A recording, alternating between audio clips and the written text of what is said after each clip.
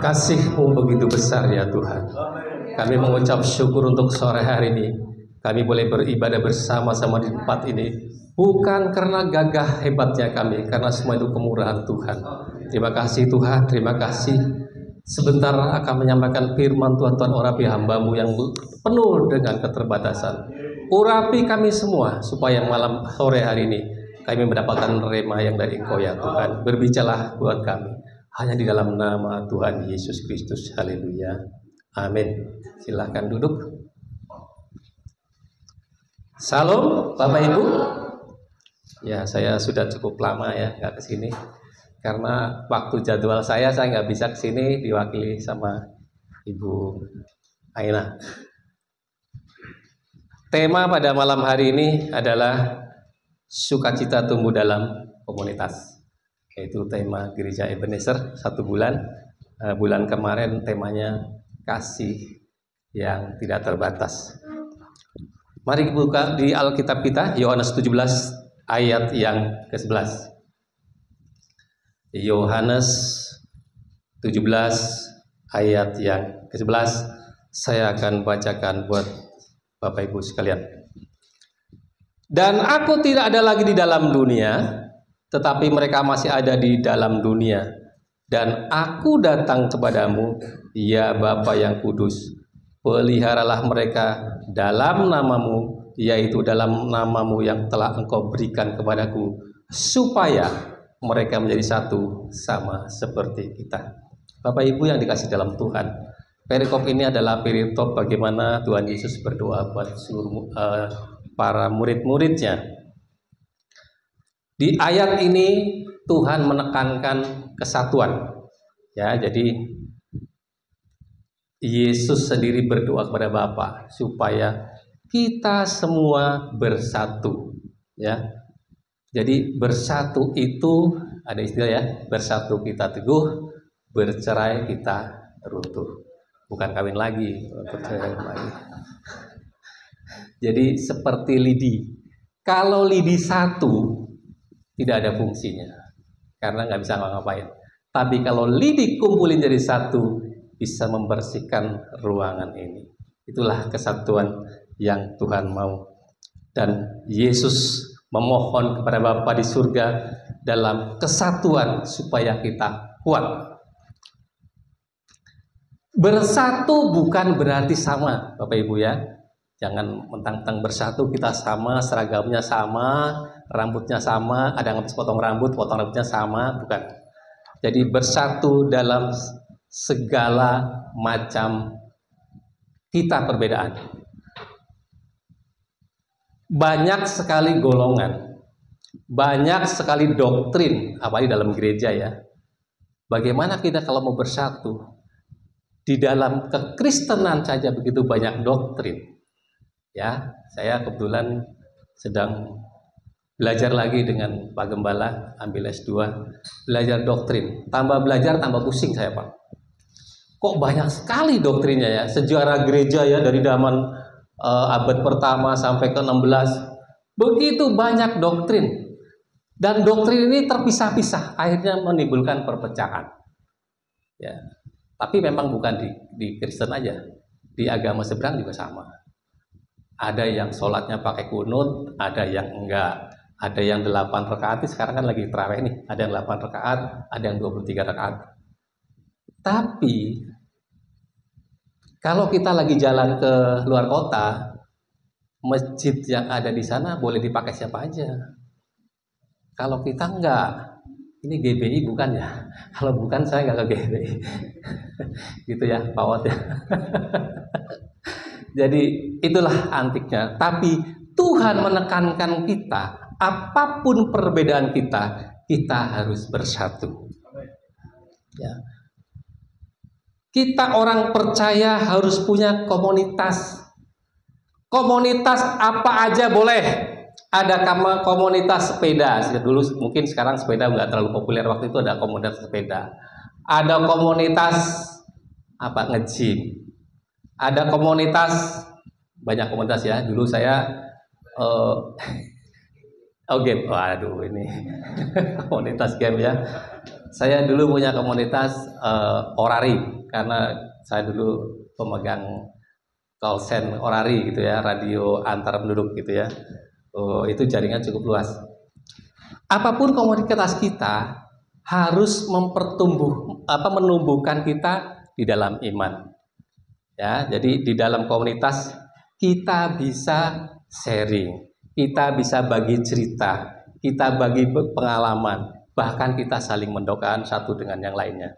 Tapi karena di konsepnya gereja, saya bicara komunitas tentang komsel. Di sini ada komsel, Pak ya. Di dalam komsel kita banyak sekali manfaat dan faedahnya. Kenapa? Karena di dalam satu komunitas ini, di dalam komsel ini kita bisa membedah banyak persoalan. Kita bisa bertanya, kalau khotbah begini kan Bapak nggak mungkin bertanya, habis waktu saya nanti.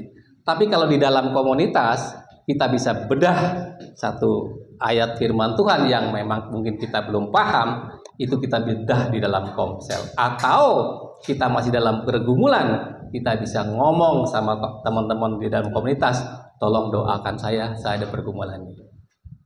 Ya, jadi di dalam komunitas itu kita harus ada sukacita.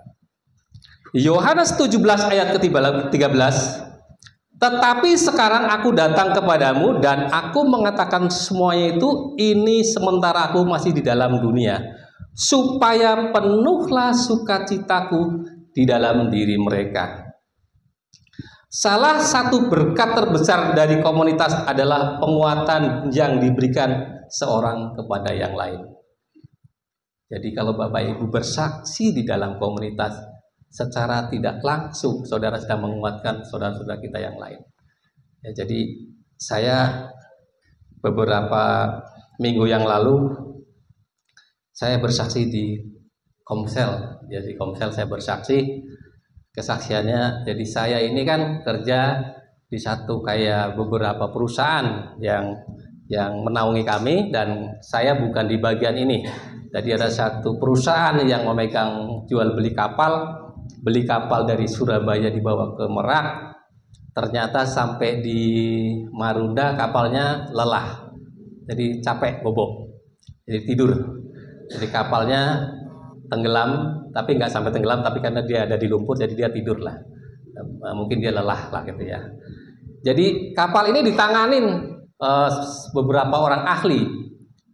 Sudah ada penyelamnya, memang mereka orang-orang kapal.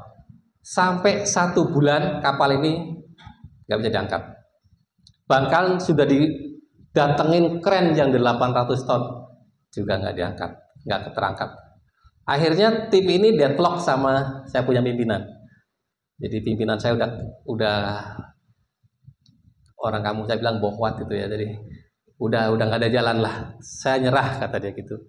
Nah, waktu kami di kantor dengan istri saya sekantor, jadi cerita bilang ini si bos lagi nggak happy nih. Kita mau berkunjung ke rumah bos kita supaya paling nggak sharing apalah ke kita. Tapi buat saya ini masalah. Berarti kan ini kondisi yang tidak baik-baik saja. Biasanya umumnya kalau bos lagi nggak baik-baik saja, saya menghindar.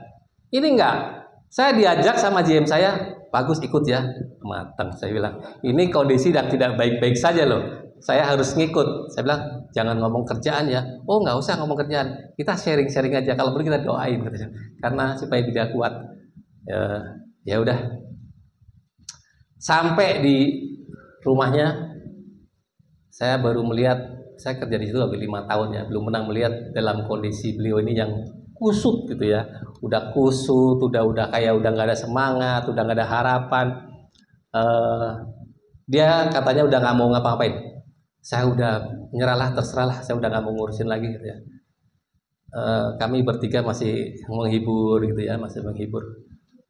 Karena ini umur udah 85 tahun. Jadi memang cukup usia ya, cukup lumayan tua lah. Dia cerita jadi saya nanggapin, namanya kalau bos cerita ya saya nanggapin. Terus dia lihat video ini begini barangnya nih. Menurut kamu gimana kalau udah begini? Saya ini suka kepo nih. Saya bilang angkat aja pantatnya, saya bilang gitu. Dia langsung semangat ya. Dia langsung semangat. ngobrol-ngobrol. Kalau gitu coba kamu yang kesana deh, kata. Waduh Pak, saya nggak ngerti kapal loh, saya bilang. Yang nama buritan pun saya nggak tahu tuh Pak Yos. Buritan mana, haluan mana, saya baru tahu tuh kemarin ini. Jadi saya nggak ngerti posisi kapal, saya nggak tahu. Terus saya nggak bisa renang. Sedangkan menurut ceritanya dari Marunda ke tempat lokasi ini 1 jam perjalanan pakai kapal kecil itu, kapal ikan gitu ya. Terus si bos bilang, cobalah kamu tengahin. Saya nggak nyambung sama mereka. Saya bilang saya coba, tapi belum tentu saya berhasil. Ya udah nggak apa-apa. Jadi dalam perjalanan pulang, saya ngegerutu sama GM saya.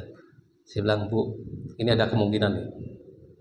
Kemungkinan pertama berhasil, kemungkinan kedua saya ikut diusir gitu ya. Karena yang orang ini udah diusir, udah kalian pulang aja. Cuma ngusirnya karena marah. Saya bilang jangan pulang, ini orang lagi marah. Tadi kan kemungkinan cuma 2.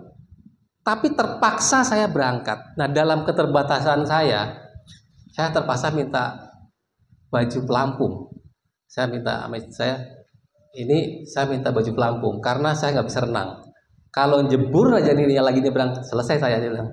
Jadi saya minta pelampung, norak sih sebetulnya. Yang lain kayaknya badannya nyantai aja, saya pakai pelampung sendirian. Tapi buat saya aman karena saya nggak bisa berenang. Ya, jadi perjalanan 1 jam sampai di kapal masih tenggelam. Jadi apa yang saya lakukan? Saya berdoa. Karena keterbatasan saya nggak ngerti kapal, saya nggak bisa berenang. Setiap jalan melipir-melipir itu kalau kejebur pun selesai gitu loh. Jadi saya hanya mengandalkan Tuhan.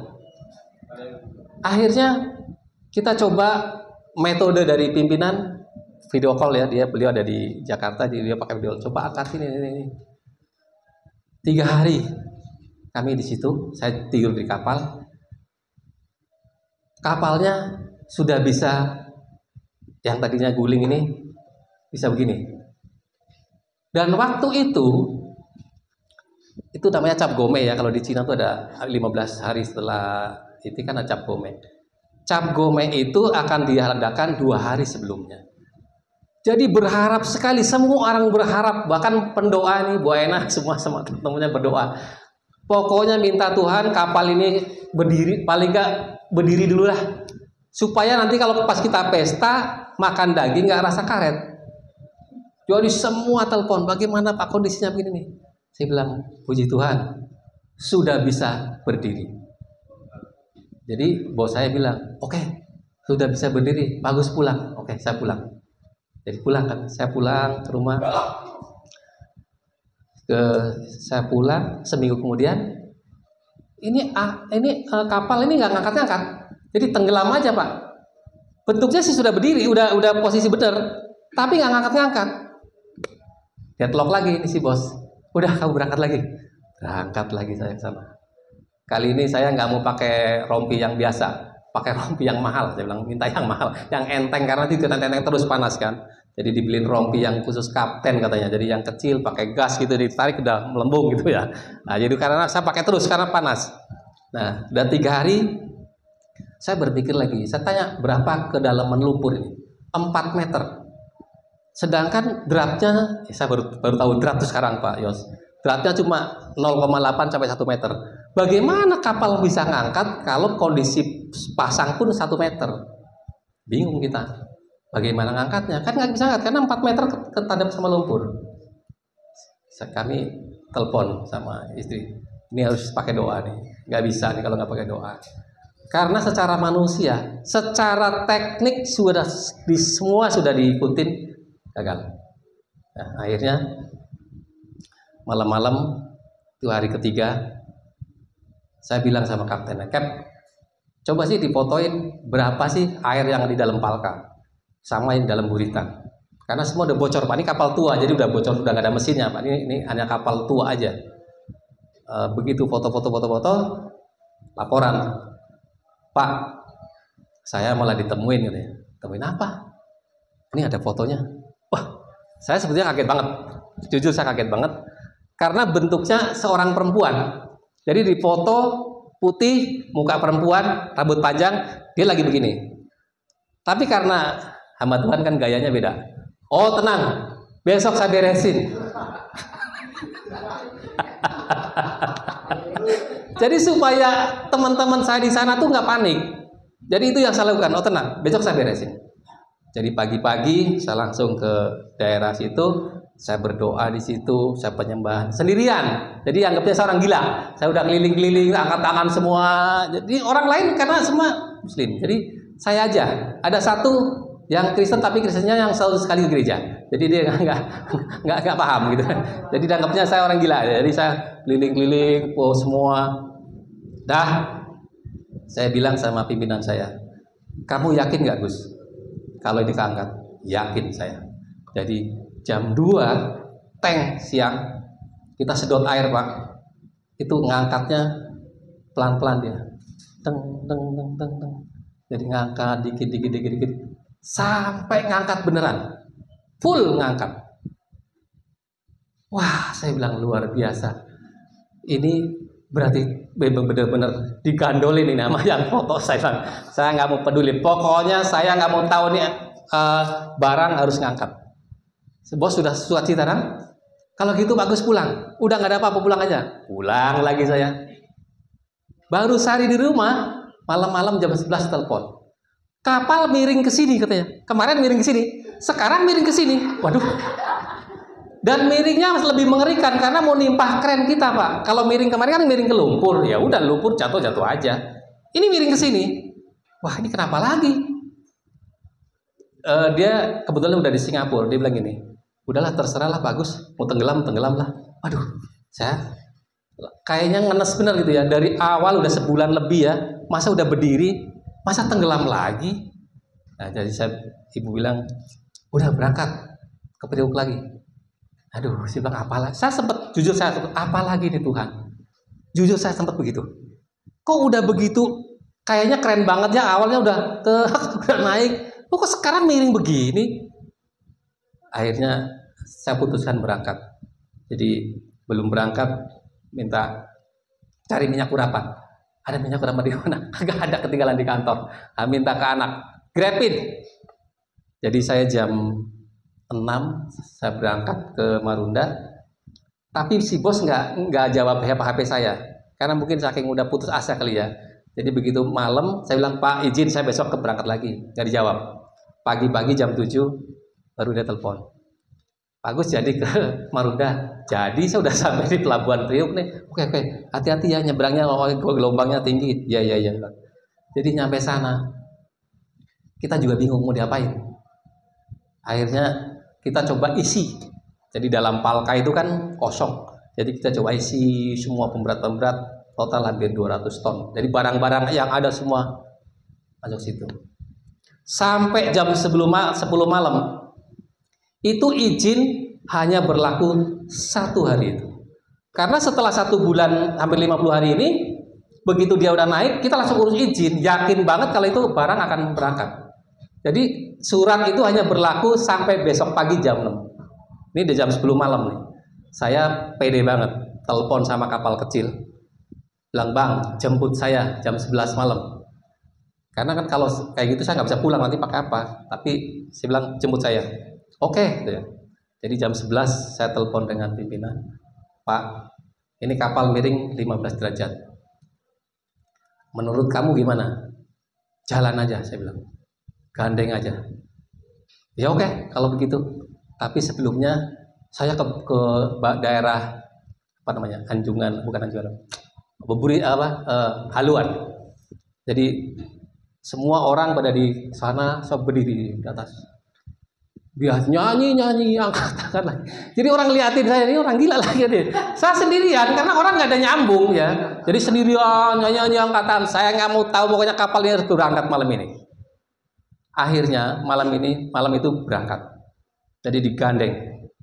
Saya pulang sampai rumah itu jam 2 ya, jam 2.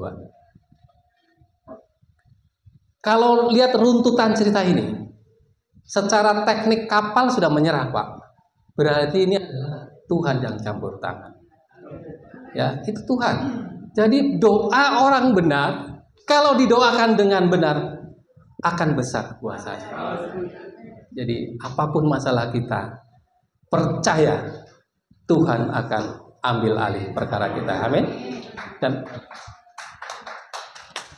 Dan waktu saya bercerita kesaksian ini di dalam gerejanya Pak Martin, di dalam komselnya di rumah Pak Martin, rupanya ada hamba Tuhan yang sedang ngalamin yang proses mirip-mirip, tapi ini beda kasus.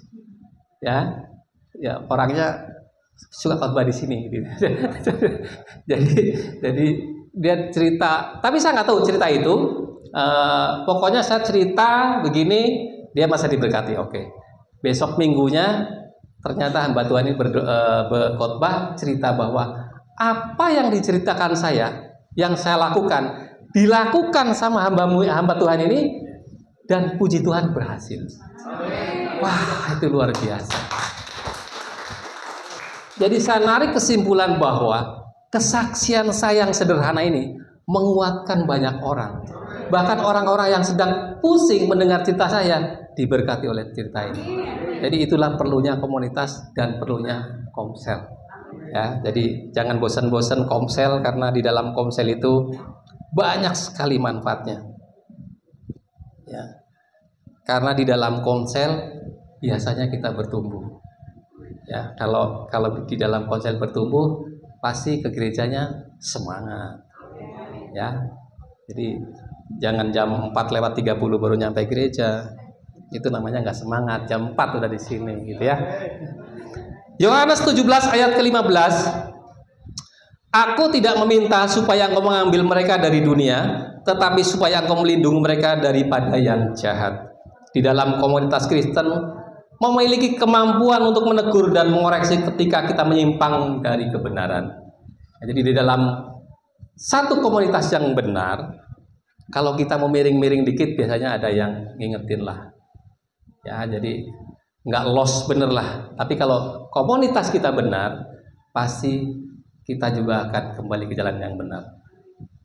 Saya di komunitas alas berat nggak gampang, karena orang-orang ini juga orang-orang yang orang lapangan lah ya, orang proyek, tahu sendirilah. Jadi pergaulannya itu pergaulan yang mirip-mirip Pak Yos zaman muda, ya Pak ya, zaman muda kayak gitu kita ya.